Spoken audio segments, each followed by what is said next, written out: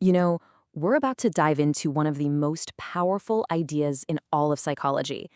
It's this concept that what you believe about another person can actually change their reality. I know, it sounds a little like science fiction, doesn't it? But the evidence for it is surprisingly and powerfully real. Oh, for sure. I think we've all felt that at some point. You get that one coach or that one teacher who just believes in you, and suddenly you're achieving things you never thought you could.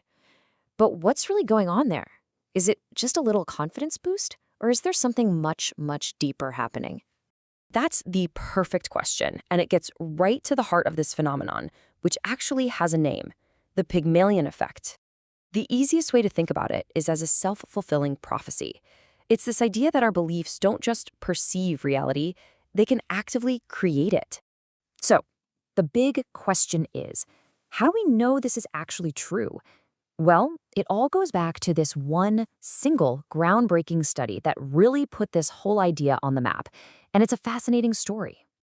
So let's paint a picture. It's 1968. Two psychologists, Robert Rosenthal and Lenore Jacobson, walk into a totally ordinary public elementary school. But they've got this pretty extraordinary idea they want to test. The setup was almost deceptively simple. First, every single student took a regular IQ test. Then, the researchers randomly picked about 20% of the students, and they told the teachers that these specific kids were intellectual bloomers who were just poised for incredible academic growth. And after that, they just waited. Okay, wait a minute. Hold on. So the list of these bloomers was totally random? It had absolutely nothing to do with their actual test scores? The only thing that changed was just the label the teachers were given? That seems, I don't know, almost too simple to actually work. Exactly. It sounds way too simple, but the results were just stunning. At the end of the school year, they retested everyone, and the students who had been randomly labeled bloomers, they showed huge gains in their IQ scores, way higher than their classmates. The teacher's expectation had literally become the student's reality. Wow. Okay, so it's not magic. Something real must have been happening in those classrooms. The teachers must have been treating those kids differently, even if they had no idea they were doing it. So how? What was actually going on? You've got it. The researchers broke it down into four key things. First was climate. The teachers were just subconsciously warmer and more positive with those students. Then there was input.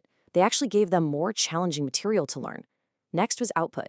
They gave them more opportunities to speak up in class. And finally, feedback. They offered more specific, helpful feedback. It was 1,000 tiny, subconscious actions that all added up to a massive difference. That's incredible, but it makes me wonder, if high expectations can lift people up like that, what about the opposite? What happens when expectations are low? Does it work in reverse? It absolutely does, and it's just as powerful. It's called the Golem Effect. You can think of it as the dark side of the very same coin. Low expectations from a boss, a teacher, a parent can directly cause lower performance. It's a prophecy that fulfills itself, but in a negative, damaging direction. So this isn't just some dusty old experiment from the 1960s. This is something that's happening right now, all around us. Precisely. It's everywhere. In the workplace, a manager who genuinely believes their team is brilliant is almost always going to see higher productivity.